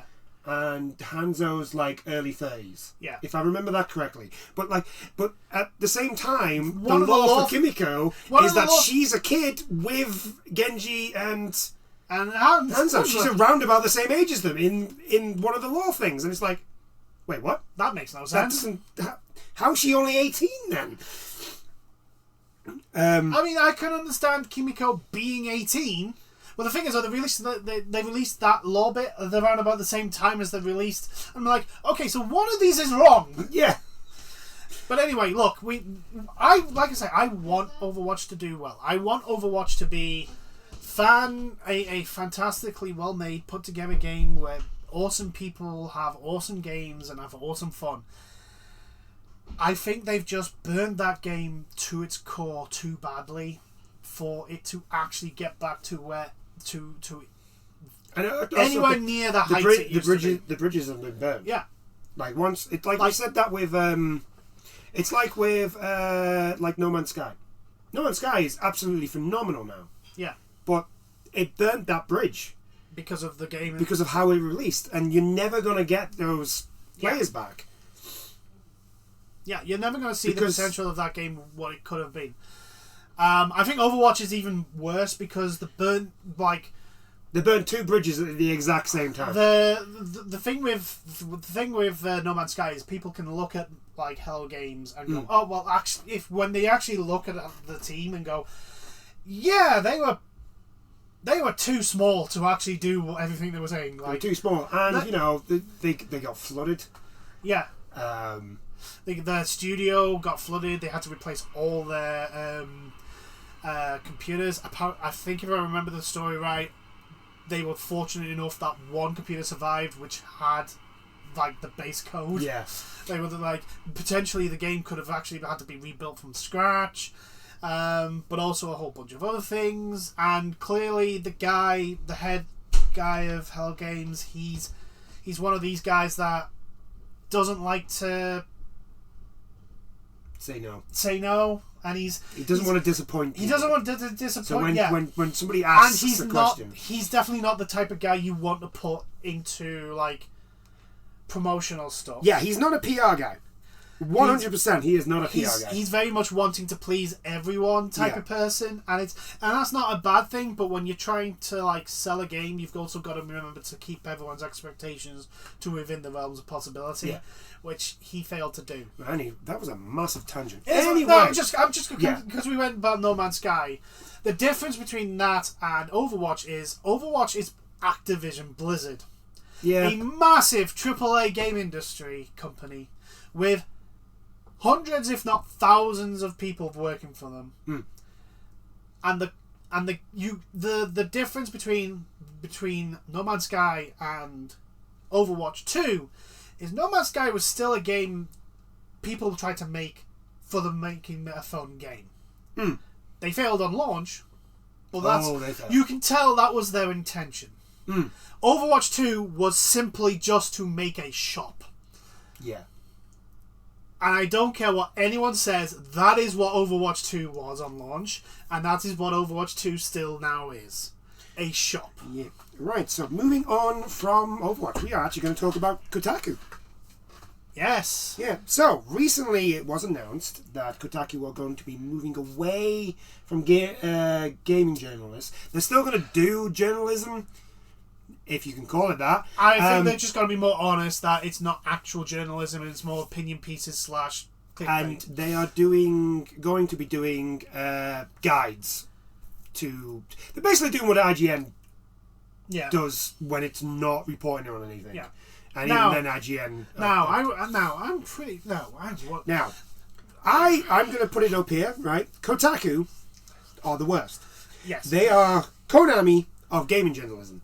And I still put gaming journalism in air quotes. Air quotes are very heavy, very heavy brackets. So more importantly, it's not surprising that Konami and Kotaku both start with the letter K. Yeah. There is a reason that it's there for because I do use articles, as I've said, for these. There is a reason why I very rarely use Kotaku. Unless we're actually bashing them on an Unless we're actually bashing them on an article, or like it's literally the only source. They are the only article that I can find. So usually we go, this has to be another one. But also like it's usually rumours And so we go usually when we're talking about Unity, we usually go with the caveat of this may not actually happen. We don't know. It's a rumor, and therefore you have to take it with a pinch of salt because it could be just a single person pissed off one day who decided to say to someone something that they made sound genuine. But anyway, Kotaku are changing their strategy, and I think it's probably a good thing for considering the way the gaming media at the moment are being portrayed, and I think this time instead of the gaming media being on the like kind of on the having the upper hand. With this whole Gamergate 2, and I put Gamergate 2 in air quotations there. But also, by the way, Gamergate 2, I do not give two flying fucks. We're not going to go into it. I do not care. We're not going to go there because I do not like gaming journalism in the first place. Let's all be honest. Gamergate 1 was the gaming media transforming genuine complaints into something it wasn't. And basically bashing anyone who had criticism of the gaming industry, or more importantly, the gaming journalist industry, in heavy quotation marks, bashing those as racist or sexist or etc. When the criticism was originally aimed at the gaming journalists for not actually being impartial, which is what journalists are supposed to be. If you class yourself, if you want to be an opinion piece, then you can be as biased as you want. But if you want to go around and claim you're an actual journalist, then there needs to be a portion of impartiality in your reporting, which we all know in the gaming journalist group. There is no such thing. That is not a thing. And it's pretty much the same here, except this time the criticism of the gaming journalism is the fact that they're defending companies such as Sweet Baby Inc. and also like companies like EA and Activision and that for the very shitty practices that they've been doing. These companies have Kotaku is one of the main ones that have been doing this, but IGN has done it and a few others. They have all been basically rattling the sabers in defense of them. Let's all be honest, the people who... And the problem this time is that they're using the same strategy that they used last time, except this time everyone's gone, so you're calling us racist. Not the companies that have actually... No, it's not that. It's, you're calling us racist. Again. This is like the 70th time you've called us racist. The problem is also, this tactic doesn't work when you're defending the likes of EA, Activision, Ubisoft. But my point is like, it's literally like your only go-to defense for anything that you do is that if anybody criticizes you, right, is to call them sexist, homophobic, or racist, right? But they've done that so many times. The literal answer from anybody who criticizes them now is like, all right, so we're going down this road again. Okay, that's fine. That's perfectly fine. I'm willing to go down that road. But the problem is, right, is that would be fine if they were defending companies that weren't proven to be at times racist, homophobic. Well, no, it's not fine. I know it's not fine in a sense, but they would at least have something to back themselves up in a sense, even if it's a tiny little bit. The problem is that the defending the very fact that you're calling me racist, not the company that has been proven to be full of misogyny, racism, sexism, and all the other stuff that you're accusing me of. So it's okay for them to do it. Yeah, but you know, it's the whole hypocrisy is like massively out in the open sort of thing. And let's all be honest, the reason why they do it is because of the way the gaming industry works. They do it. They support the likes of EA, Activision. Oh yes, because they can get the preview. So that they can get the previews, the first access, and all that sort of stuff. So then we go along. And it's an industry that is that the AAA game. It's a form of... That's correct. It's corrupt. Yeah, it's corrupt. It's a form of corruption that is openly and easily abused by the AAA game industry. That is what they've done. They've done it for years. This is not new. This has been years, decades. This has been back when, probably before the internet. Like back when people's information came from magazines and not like it's not new. No, it's an open secret. The problem is that these the likes of Kotaku, who try their usual tactics, are now being thrown back with. So you're defending that company, Yeah. by calling. But yeah, it's also just like I said, it's the fact that like you call They literally don't have a leg to stand on. yeah, it's that, but it's at the same time, it's like we've been down this road like 70 times. I know. You calling me a racist literally doesn't do anything anymore. I know, but again, the point I'm trying to make is like they've tried it before and they keep trying it because to them it works. The problem is now. No, it's not that it works. It's literally all they've got. No, They've got nothing else. That's what I'm saying. To them it works. That's why they keep doing it. The problem now is it's not working because the people they're trying to defend themselves against just literally come out and go, okay. Yeah. I'm just going to point to this article, this article, this article, and this article in actual journalistic papers about the companies that you've just defended, saying that that's sexist and that's racist and that's that. Like, and then of course they come out like the likes of Kotaku then come out with absolute stupid articles like. We can't have Resident Evil 5 made the way that was IGN. Oh, was that IGN? That was IGN. But like, to be fair to IGN, right? IGN are dumb, and I expect stuff like that from IGN. Like, I saw that article and I went, you know what? This tracks. Yeah, this is IGN. This is 100% IGN. The stupidity that is in this article is just ridiculous. Yes, we can't have a game based in Africa have. You can't shoot black people. You can't have black. Yeah, you can't shoot black people in a game Which, based. by in the way, Africa. this was the exact criticism of when it first. Yeah, Resident Evil 5 when it was first. This was the exact thing that happened. When it was first trailered, people were criticizing it because there was too many black people. I'm like, hold on, okay, so wait, you think Africa's full of white people? Yeah. I'm sorry, but that's more racist. Well, Central Africa, because you got a lot of white people in South Africa. That's and I mean true. the country of South Africa. Yes, but you can look everywhere else, and the ratio is much more. like you just it's a statistical fact. That's why Africa. The weird thing is like. I could not get my head around that argument before, and I still can't get my head around that argument because the way I look at it is like, right, okay, so hold on, what you're telling me is I can't shoot these zombies because they're black, yeah, but it's perfectly fine for me to shoot the other zombies because they're not black. But the problem was because when you think about it, right, when Resident Evil 6 takes place in China. Oh, yeah. So all the zombies are Asian. Yes. I didn't see anybody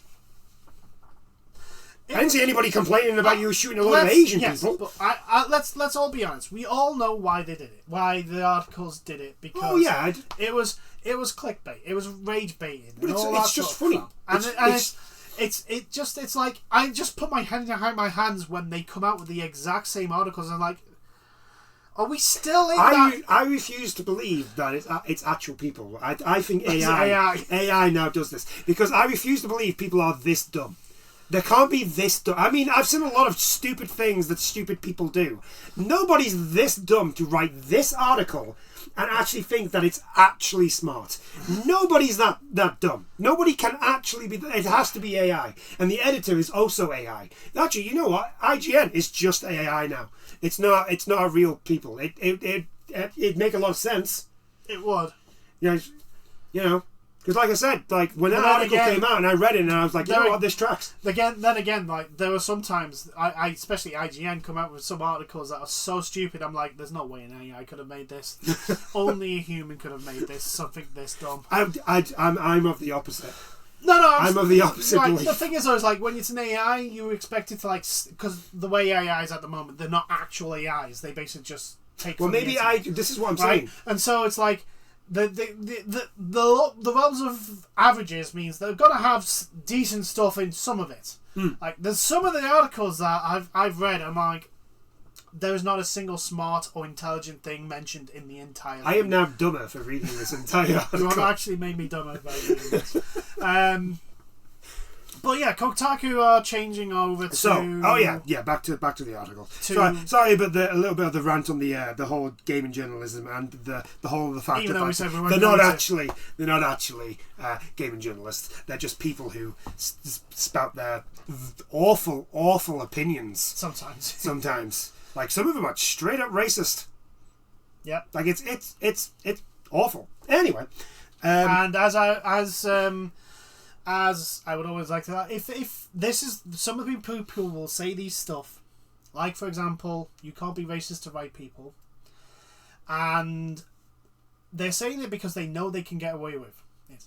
So in privately, they'll be saying even worse shit, and I don't think it'll be about white people. No, I won't. It'll be about. Hell, I reckon they're racist to the very people that they're supposed to not be racist to, right? Yeah. But they don't do it in public. Well, they don't do it in public. They'll only be racist to the ones that don't agree with them. There'll be some. That's people, what I mean. There'll be some people like that, yes. But there'll also be others that are like they will say all the stuff that people criticize them from in what they're saying publicly. But they say it because they know they can get away with it. But in private, everyone that does not fit them, they will be racist too. But they know they won't be able to get away with it if they said it in public. Because they know that even though some people keep shouting on about freedom of speech and all that, about blooming, Twitter, you should be able to say whatever you want. It's like, no, you don't understand. Like, Twitter is not... social media is not a conversation like we're having in a room right now. It's not a private conversation. Well, there is... This isn't a private conversation because this is going to get uploaded, but, like, it's not a private conversation of you guys of a couple of guys in a pub or a bar or at the football game or, just going on a tangent again. I just realised. I know that, but we're talking about the gaming journalism and also, like I said, some people will say these things and what they actually are is a lot worse because they know they can say these things in public, but not. But anyway, social media is not a conversation between your bros. Social media is you standing in Times Square with a megaphone. I don't understand why people don't get this concept. Yeah. Like, social media is not you, and therefore there will be repercussions no matter what you say. There will always be someone that will take offence. Or just disagree with you. The very same right that gives you the right to say that gives those people the right to react the way they want, as long as it's not violent. For example, banning you from a server, banning you from Twitter, or banning you from Facebook, etc., etc. They have that right. Those same rights that these freedom of speech bullshitters keep going on about. Don't like it when that same freedom of speech gets used against them and goes, you can. There's the door. I'm using my freedom of speech to show you the door and get the fuck out. Anyway, back onto Kotaku going on to... So they're going into focus more on guides. So the Kotaku editor-in-chief, Jen Glennon, has resigned. In protest, I'm assuming. Pretty much. Reportedly due to a new editorial direction from GO Media, which is the company that owns Kotaku. Isn't Kotaku the one that lost a whole bunch of writers? Like, what's his name? Jason Schreier. Yeah, not Jason Schreier, but... But he used to write for Kotaku. Yeah, no, but like, was it Ridiculous Reviews or something like that? Was that Kotaku or was that someone else? Anyway. Like I say, I stayed away from Kotaku. I've stayed away from it. I know, but it was a big thing about this one person leaving because they weren't wanting him to do what he does, which is actually get people in. Yeah. And a whole bunch of other people left alongside him in protests, etc. I don't know if it was Kotaku or it was someone else. It might have been IGN. Maybe Because IGN. they did that sort of stuff. Because Kotaku didn't really do like videos or anything like that. Yeah, it might They be. just did It might be articles. IGN. I could be getting them mixed up. Because IGN's got the whole YouTube and Twitch. Yeah, and all it's that probably sort of IGN then. Anyway, stuff. back onto. so- Sorry, I'm wrong. In a statement of her leaving, I firmly believe that the decision to invert Kotaku's editorial strategy to deprioritize news in favor of guides is fundamentally misguided given the current infrastructure of the site. Which, to be fair, yeah, she's got a point there. Yeah, she has a very good point. The site is But definitely but the it's a website. Yes. The argument to that is it's a website. It can easily be Yes. Well, no, switched right. over. So, technically, yes, it can easily be transformed into something more akin to guides. there's no 10 now. Right, no. But the effort and manpower and money that you would need to put into will depend on, one, how quickly it's done, and two, how well it's done. Do we honestly think that is going to be done to make it a good... I'm going to stop you there. If people can make a website on Squarespace in 30 minutes, these people, with the money that they have, they can easily turn their... Yes, but... right, so again, do you honestly think they're going to spend the money to make it that? I mean, I would think so. You would think so. But again, this is the gaming industry and the gaming journalist industry. With companies that have bought these websites for a lot of money and are now wanting a return on their investment. And let's all be honest, corporations at the moment, especially in the entertainment industry, Well, they suck. yeah, and they don't want to spend money on the things that they need to spend money to make things do actually well. Yeah. Because they think, oh, we'll have a terrible script. What I'm saying is that I think you're going off the idea that, like, oh, this website's going to be... Have you seen the Kotaku website? Yes. It's not that good. Like, I reckon but me and you could actually go in there and make that website better for, like, half the price that they're probably going to spend on it. Probably. That's my point. Okay. Like, it's not... It's... If that website was like, I don't know, what's a good website? If it was like the, I'd probably say like the BBC website or... Yeah, if it was like the BBC website, for the BBC News website, and all that News stuff, website, then I'd be or, like, okay, you know what, because you're going to need... Or YouTube. Yeah, you're going to need some sort of thing.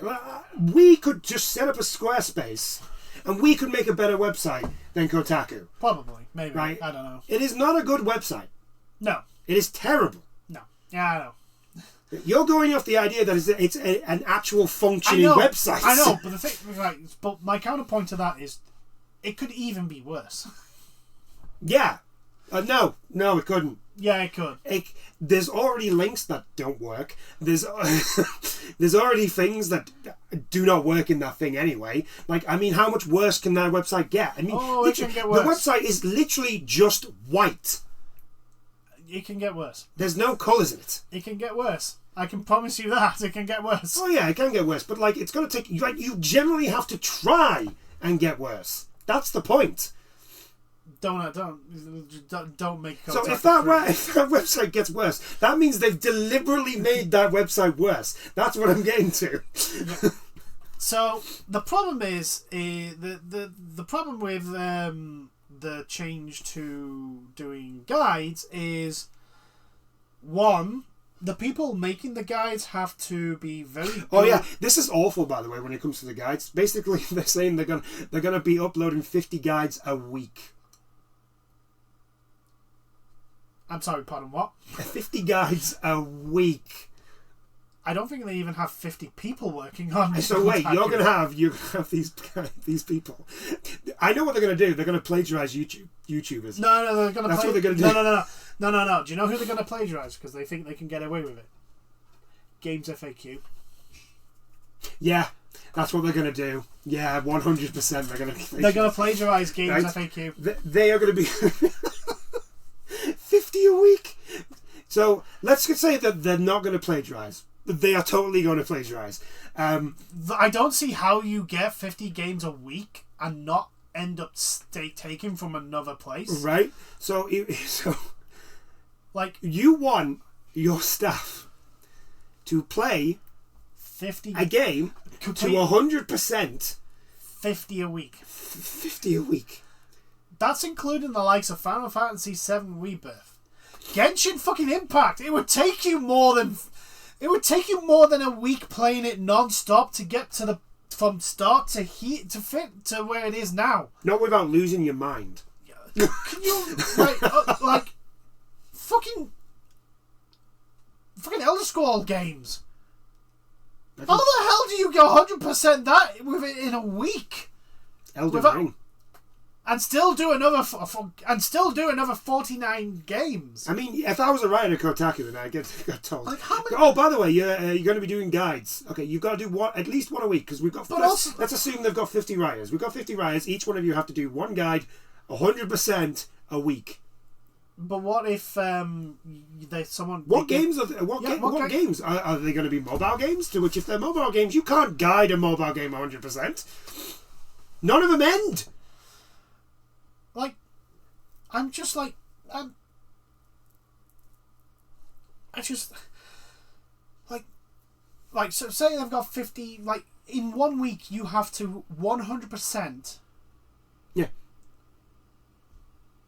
And then you've got to write your guide. And write the guide. Well, what you probably would do is write the guide as you're doing it. Oh yeah. But like, if you think about it, right, most likely what but you would that means do, you're just basically what you would do, you play the game, yeah, you would note things down, and then write it up, Yeah. So you still have to write the guide.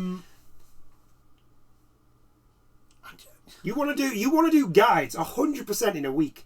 You know, this is the thing. There's the guide that sometimes I buy from. You know, like the Dark Souls ones. Yeah. But they come out like 6 to 8 months after the games come out. Yeah, because they go through everything. They find every nook and cranny. I'm like, there's so many games like fucking old school RPGs. Can you imagine Personas? Yeah. Persona 3, Persona 4, Persona 5. Oh my. And the fact that you have to play through Persona, the Personas usually about twice to get the true ending. What's the one that you have to? No, is it not Death? No, it's not Death Stranding. Nier. Oh my god! Nier Automata? Nier Replicant and Nier Automata. Where you have to play through the game like 3 times. Isn't it Automata? Like 7 playthroughs to get the true ending. Yes. Something stupid like that. Yes. Like you have to. Like how the fuck do you do that? You don't do that in a week. Like what the hell? Like 50 a week? Who? The person, this proves that the people running these gaming journalist sites do not play games. They don't play. And yes, you don't have to necessarily, be involved in the industry to write about it. You don't. Oh, it doesn't. Okay. So to be fair, it doesn't say 100%. It just says 50 guides, right? So to be fair. So it could be like just how to complete the main story. No. 50... So for example, they will do like all the Genshin characters. One guide to each character. One guide to each character. And considering there's I think we're getting close to 100 characters now. That's a lot. There's way too many. But yeah, so there'll be that. But even then, like there'll be boss guides. Certain characters. Like, you would have to play quite a bit to... I mean, you would obviously have you'd have a journalist account, so you would have access to everything. Probably. But the thing is, you don't even have to do that. You could just, if in this case with the guides, you could just go... There's a fucking Genshin wiki. You just go to that. Oh, yeah. And that's what they'll do. They'll just go to the thing and go, oh, these are the best, this is his best set, and this is his best weapon. So, and that's what they'll do. Yeah. Because this is gaming journalism. They're lazy. They won't do a decent guide. Like, I still remember the Cuphead. That'll always be funny to me. The fact that they couldn't get through the tutorial. Just because he didn't know how to dash when he was jumping. What's even funnier, right, is that not long after that, someone was taking the piss and doing the whole thing. Yeah. And they actually glitched through the pillar. Not intended. They were just They were just messing around, going, "Oh, I can't get through. Can't do it, guys. I can't do it, guys." And and then literally just face through, and then honest to God, they just killed themselves laughing. It was hilarious. It's like, oh my God. Oh, like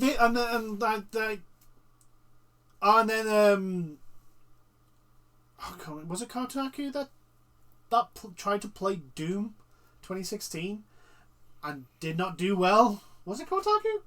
I think it was. I could be wrong. But anyway, I'm going to go with IGN for this. Again, the point being is like some of the people, and again, like you don't have to be good at games to write about them. You just have to understand. You just have to have a fundamental understanding. And again, like to be an owner of a game journalist site, you don't have to be involved in the industry. No, one day I'm not going to have to go to work. One day, and then this isn't going to go off while we're talking. Yes. But that'll be a long day away from. That'll be the day that I die. Anyway. But what you in those situations, you still have to have people who know the industry and listen to those people. And I sometimes feel that like they don't have that. No, they and that's why they come out with crap like, we're gonna have 50 guides a week. Either they are very short guides about one tiny aspect. I think they're going to be short guides. We're going to get like character guides, or like with Dark Souls, there will be build guides, and there will be boss guides and stuff like that. It's not going to be like, oh, here's the 100% guide to Horizon Forbidden West. Which, when you say guides, that's the impression people get. Oh yeah, I know that. So. I don't think this is going to go well. No, it's not. I mean, like we said, we understand why Kotaku is kind of changing tack because it's not working. Nobody likes gaming journalists. And so they're like, we're not journalists, we're guide makers. Yeah. Look, guide makers. So they need to find a way to bring people to the site so that the advertisers can give them money. And that's totally understandable. Like, nothing runs on free. Although, personally, if Kotaku did just decide to die, I'm not going to be sad. No. I mean, I'd be gutted for the people who lost their jobs. Because you guarantee it's like you don't deserve to lose your job. But at the same time, I'd be like, Because even though we shit on the game journalists, we do shit on them a lot, there will be some people... Deservedly. Yes, deservedly so, especially after some articles that come out. But there will be people in those companies that are genuinely hard workers that want to do the right thing and all the other stuff, and they, and it's those people that, through no fault of their own, will be shot on from a far height, because that's how fucking corporations work. Yeah. So. Yeah, but like I said, if Kotaku did just die in a ditch somewhere, I don't think it would be missed. I wouldn't be sad. I'd be like, well, it's a shame all those people lost their jobs. Yes, I mean that's about. I think that's about the highest. The actual company, no, don't give a crap about. Goodbye. And at that point, I'd just be like, all right, IGN's next. Let's go. Let's go, guys. Let's keep this train rolling. Right. As you can tell, I really like gaming journalism. I mean, if it was actual journalism, then it wouldn't be as bad. But it isn't actual journalism. Okay, so we're going to move on now. So I couldn't find anything like really positive to talk about. No. In the news. Well, it's been a slow news week, and good news tends to very rarely get actually published. But. Because it's good news, and no one likes good news, apparently. If you like gachas, if you like gacha games, there was a bit of good news, and it was randomly just dropped. Nobody was expecting it. Nope. The makers of Azura Lane, if you don't know what that is the Ship Girl game, which does really well. I wonder why. At selling skins. I wonder why. To which, again, Hoyo, why have you not noticed this? But anyway, back to this. They announced, they just dropped a new... It's not out, but they dropped a new game that's coming, and apparently it's coming very soon. Yeah, a lot sooner than we thought. But I did see gameplay trailer of it. It looks done. To be fair, Like the late beta sort of thing. no. And then when I say late beta, like the stuff that they're happy to show that Like, will look if like they- what it looks like in Yeah, release. if they came out and said this isn't a beta, this is a demo, this is what That's what I mean. that's what I would expect. Yeah. Yeah, and then the game comes out like a month later. That's sort. Yeah, well, one, two two months later. months. Yeah. That's what it looks like. It looks really, really good. Well Now, polished. granted, obviously, clearly, that potentially could be the only thing that looks like that in the entire game, which is what they sometimes do. Oh no, the gameplay trailer, right? So the gameplay, because you saw the announcement trailer, I saw the announcement trailer. right? The gameplay traiure. Oh, did it have them bouncing around a bunch of places? Yeah, it showed a load of different places. It gave you, actually, before we, right? So they showed off a new game called Azure Premilia, which is a terrible name. It was originally Azure Stellar, which I think is a much better name. There'll probably be a reason why they probably either they can't copyright that name as much as they can this one, or it clashes too much with another name from another company or one of their own products. So that's why the name changed. they've announced this, and then they randomly dropped it to everybody going, wait, what the fuck is this? And then they showed off. Then they had the gameplay trailer, which is all in Chinese, but you can go to like an English website for it. Yeah. And subtitles are in English. It's still in Chinese, but it's That's most fine. likely. That's all you likely really at need. some point we will get a An English dub version, yeah. or something like that. But yeah, it doesn't matter. I saw the gameplay. That's what Yeah. It's basically Translation into English is not exactly the easiest thing to do because especially with Mandarin. yeah, because English. Boy, is it! They're one of the most vaguest languages in the world. Yeah. We have the same pronunciation for 3 different spellings of a word, and they each all mean something completely different. Yeah. Lovely. Yeah. Right. So it's basically Genshin with Pokemon with farming. So a cross between So think Power World, yeah, but a little bit more polished, without guns. without guns, but you've got swords and stuff like that, so you still fight the monsters and stuff like that, right? And it actually looks like it's got a fairly decent story. It does What's actually. going on? But with a gacha system with the Characters. with the waifus. Yeah. Right? There's actually quite a lot of what I would assume is like the there's a lot of cute ones as well, cute characters. Yeah, little cute Like- ones, and there's obviously your big booby anime girl. Well, yeah, because it's the people that gave us Azure Lane. There's going to be Big booby anime girls. that's a given. I mean, I'd be questioning in them if they were all right if they didn't have that because anyone who's seen Azure Lane will understand. Yeah. So you've got all that, and then there's like the actual combat looks a lot like the Wither and Waves combat that we saw. So basically, like where you can keep your Like combo going. Yeah, action. It's like an action RPG style combat. You can keep your combo going with by switching into another character. They'll continue. You can parry. You can do all that. And this one, you know how like Wuthering Waves has that echo sort of Pokemon thing that it's doing? Yeah. Like it's got that, but it's actual animals. Yeah. And the animals look And the animals fight with you. Yeah. You can also have the animals do what they do in Power World, so you can have them like mine for resources, cut down trees. You can build a settlement in this game. Oh my god. This game looks ridiculously good Yeah. for a gacha. Yeah, it does. But then again, it's the people. It is from Azure Lane.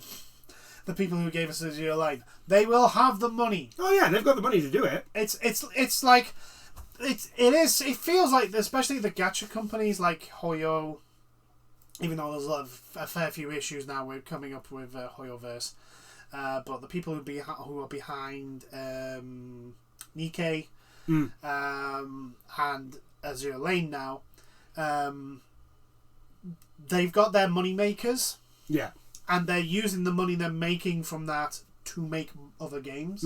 So, for example, Nikkei are making soon to release Stellar Blade. And you can instantly see that company has decided we're making a shit ton of money off Nikkei because the factory, the bakery. Because of the bakery. Because of the bakery. So what we're going to do is we can hire a whole bunch of people. Now, we could just shove them into the Nikkei making factory. We could do that.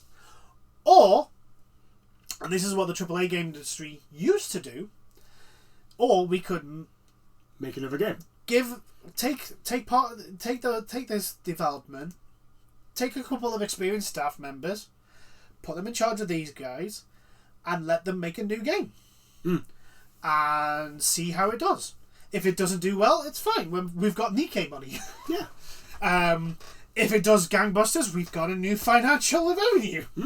Like, that's the whole thing. Like, that's what's supposed to happen. You have your one or two big massive money makers. Yeah, you got your big franchise. And this is the entertainment industry as a whole. What used to happen, you would have your big money making franchise or like your movie. Your blockbuster movie or your major and then the money that would make would then go into a smaller project that they don't feel would be as financially successful, but it's an interesting book, and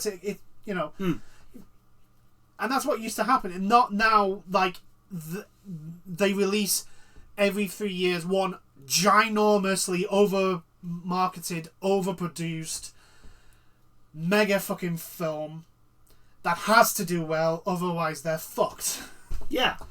And the same with the game industry. The game industry used to do that, and that's how you got the likes of God of War, Dead Space, a whole bunch of like middle ground games, and they still do some of them, but like they don't.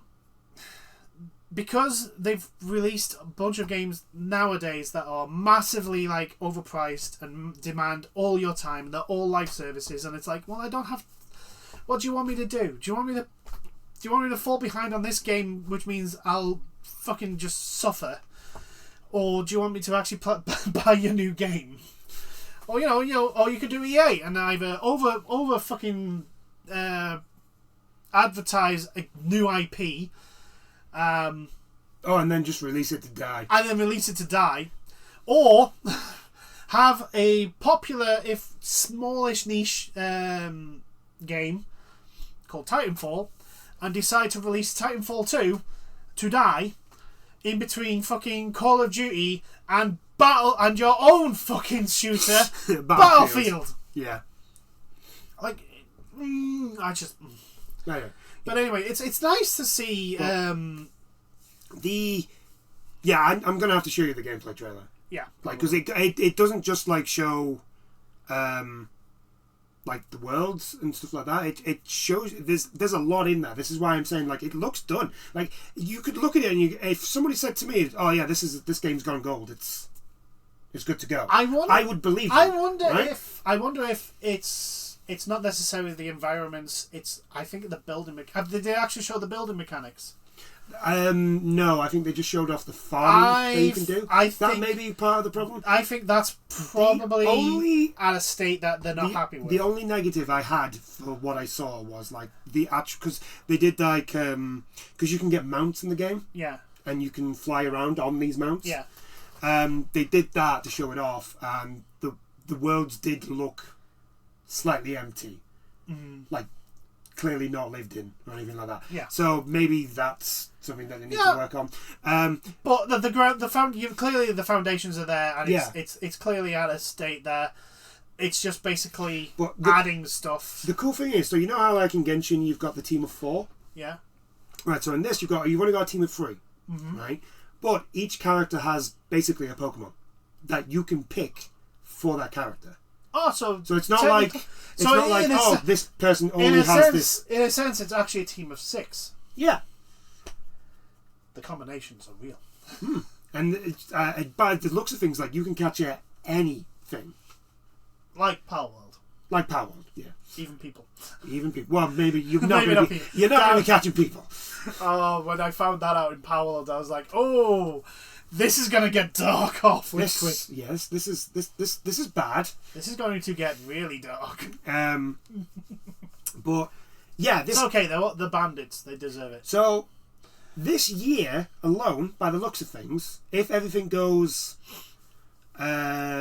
smoothly for these gacha games, at least for the PlayStation at the moment, because this got announced for PlayStation and PC and mobile, we are going to get, in the gacha zone, we're getting Zen, ZZZ, Zoneless, Xeno, the new Hoyoverse. ZZZ. I'm just going to call it ZZZ because I always get mixed up between you. We're going to have Withering Waves, and now we're going to get this. Yeah. Right? So it's like you've been telling me this potentially could be the year of the gacha. I think it potentially is, maybe, but also I think because we've had Power World, now we've got this. This is potentially going to be the Pokemon Light, the year of the Pokemon Light. Possibly. Like, which is not a bad thing. The only reason why I say the year of the gacha is just because like there's a lot of gachas coming. Yeah. That actually generally look good. I think we're starting. This is where we start to see the impact Genshin Impact has actually had. Yeah. Because Genshin Impact showed that if you release a gacha with actual like that isn't the likes of those god awful mobile games. The mobile games, like, but also like your likes of Fate Zero. Is it Fate Arc Zero? Knights. Arc Knights. Fate Grand Order. Fate Grand Order. The Star Wars one and the Star Trek one, which are very like, you can tell they're very cheap, in a sense, cheaply made because it's like very 2D graphics. I mean, don't get me wrong, Fate Grand Order, they put a lot into their flashy animations. Oh yeah, they just had last year. They had their like I want to say 10th anniversary because Fate Grand Order is an old. It's an old game. It is an old game, and which is why it looks the way it does. They did this big, massive concert.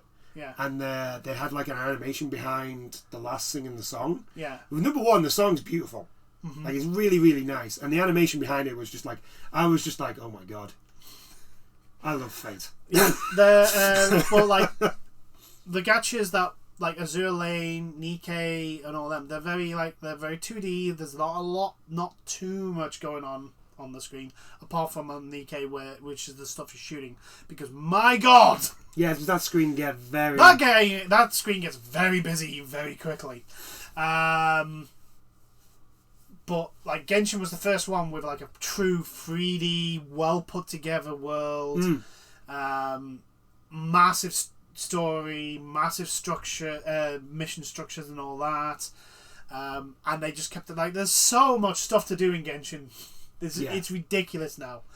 Unfortunately for Genshin, it's just its end game that's its problem. Its end game is not very good. If we're honest. Yes, when there's no events going on, just doing the four things and doing your dailies and that, it's just a simple cycle. And even when you think about the events, because of the way the events are set up, they don't take that long. No. So other than like running around trying to find things, some of the events though are really fun when they introduced the. Oh, no, the events are fun. What I'm saying is that because the way events are done, like the one we're doing right now, is it the No. The battle thing. The battle thing, right? You get one a day, one new one a day. Yeah. Right. And that's really about it. I do wish they would come out with an event and then, like they did with the trading card game, they come out with a new event and have that thing stay. I think Genshin could do with like a roguelite tower. Oh yes, that would be. Because it's not because what you can do is Spiral Abyss. It's the like an actual like roguelike where you start off with. Basically. Do you remember Samurai Warriors 2? Yes. Do you remember that had the tower mode? Yes. And so every floor would get harder. with more enemies, different enemies. They'd have like They'd add in Oh new hell, concepts. an actual proper roguelike where you start off with your team, but then you get buffs as you go along. Yeah. And yeah. Yeah, I think something like that for Genshin. I think that would do wonders for an endgame. I don't think it would like solve its problems, but I think it would do at least something. Because if you think about it, like the Spiral Abyss is okay, but it's 4 rooms, basically. It's 4 rooms, and in all honesty, I just don't care. But you give me a tower of 100 floors that changes every time the banner changes. Yeah. So every new banner it changes, but also like well, at least the final boss changes, right? Yeah. But if you go into the tower and even fuck it, you know what? Make it a raid, so you and 3 of your friends can do it, right? If they did that, I generally think it would do wonders for the end game. Especially if they properly did it as a proper like roguelite where you got so far. So say we go 100 levels. Every 10 levels is a different boss. Yeah. And then once you get to like make a very special boss for the 100th level. But also you can do like progression, proper like stat boosts and that in the tower. Yeah. And they stay with you. So like because if you think about it, if you make it a raid where you have your friends with you can then it becomes strategic. Oh yeah. You have to think. Everybody has to talk and be like, well, I'm Zhongli, and this will buff the shields that I can give you guys. Yeah. When I use my special. I'm Coco Goat. Yeah. And this will cool down my super all the time. I'm going up a bunch of get electric next. Yeah. So I can just constantly ultimate every time, like just to make the entire. I'm Farina, and now I get my buffs from health changes, but you don't lose health. Yeah. And stuff like that. Like oh my god! I think a roguelike tower in Genshin would just. She does ridiculous damage. Oh yeah. She does ridiculous. Like I went up against the Fire Flower, and she took out like I popped her 3 things, switched over to is it Kokomi? Yeah, Kokomi. Kokomi, and unleashed her healing,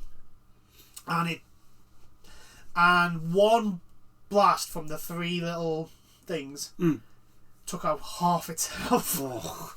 I just saw the health just disappear. It's like that's a lot. I've leveled up my Raiden now to where she one-shots if I use the ultimate straight off, she one-shots the fire flower. Oh my word. Oh my! You see the problem. That's the very thing that's holding me back at the moment is that I haven't been investing in their abilities, so I haven't been upgrading them as much as I have been everything else. I've literally only been doing Raiden. Yeah. Compared to getting everything else. But also when I have been doing that, I have been doing multiple people. So, yeah. I think the problem for me and you, we do it different ways. I'm like, right, I'm building. I've leveled 90 this person. I've got their set the way I want it. I've got the weapon that I want on them. Moving on to a next, and then I will focus on that. I will just level up, set weapon. That's it. Yeah. And then move on, and then set level. I have mostly been spreading, but now I've only just started focusing on like, okay, so who do I need to get to level 90 next? Because the minute I got Navia, I was like, right, I am maxing Navia out. Yeah, Navia hits like a fucking truck. Unfortunately, I've not. I didn't get Navia. I'm very upset about that. Yeah. Anyway, back to us primarily because we're talking about Genshin now. Yeah. Yeah. The amount of stuff that this game looks like it's got in it. Yeah, the amount of stuff that it looks like it's going to have content wise on launch, because even the UI is really nicely done. Is really good. Like you can go to the basic. You know how like Genshin's got the character screen. Yeah. You just scroll through the characters. Yeah. This does that, but like so. Say we picked Navia. Yeah. Right. We picked Navia. It would show Navia, right, and then depending on what you wanted, yeah, right, she would move. Oh. With the menu. So the menus would like the camera would like pan to another bit, but Navia would move with it. Oh, and she that's would neat. like do a different pose. And That's stuff neat. like that. It's really, really cool.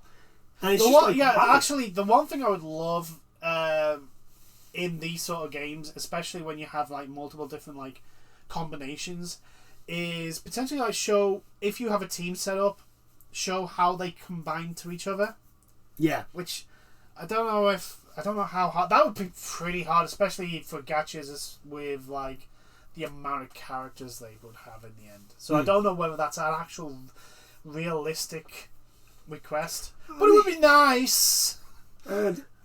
Yeah. It would be nice to like see which characters best bounce off each other. At the moment, it's like for that sort of stuff. I mean, I probably wouldn't see it in a game because that's much more like a wiki thing. Yeah, that's what I'm saying. do. It's like, but also it's an awful lot of information they would have to figure out. Yeah, and also you got to think whenever if they ever do an update and they like nerf or buff a character. Yeah, that Then that would the build would like change. that's why I said it's probably something that it's a bit unrealistic to expect. Yeah, It'd be nice, but it is probably an awful lot of work for very little payoff. But yeah, it's nice to see a new game coming, especially one that looks gorgeous. It looks absolutely beautiful. I have to show you the actual gameplay because it's just I was just like, this is just in development. Like honestly, you could have told me, oh yeah, this is coming out like in 2 months, and I would have believed you. Yeah, like it looks that good. I think I think two things. One, I think probably the building isn't anywhere near the state of everything else, which is probably why they didn't show any of it off. But also, because they have Azure Lane money, they can probably take their time and like release the game when they want and they feel the game is ready. Because they're going to be it's probably going to be self-published as well. Yeah. So there's no publisher over their shoulder going, "We need you to get the game out now. Yeah. We need you to do this. Do this now. Don't Don't add this now. I know it'll fix this problem, but just release it. You can fix it later. Okay, it's released now. Okay, we don't want you to fix that. We just want you to put this shop in." Yeah, that's true. But yeah, so there's another game to look forward to. Yeah. If you're into gachas. I mean, if you're not into gachas, then yeah. Or if you have a gambling addiction, then yeah, just stay away from it. I have a gacha addiction. That's what I have. The thing is, though, you have it just under control. Yeah. Just. Yeah. I would say so. But anyway, I think we'll end it there. Mm-hmm. I do hope you've enjoyed this chat. Very long one, about 2 hours, I think. Yeah. We did go on a couple of tangents. Yeah, we went on a couple of tangents. Overwatch took a little bit too long, but it's fine. This is my channel. I can do what I want. Yes, but also, like I say, I will always bash that game from now to the end of time because it deserves to. Because it violated the caveat of lying to its fan base, openly lying to its fan base. There's a difference. Yeah, no, we're not doing this now. But anyway. But on that note, I do hope you've enjoyed this chat, and we'll see you in the next one. Bye now. Toodles.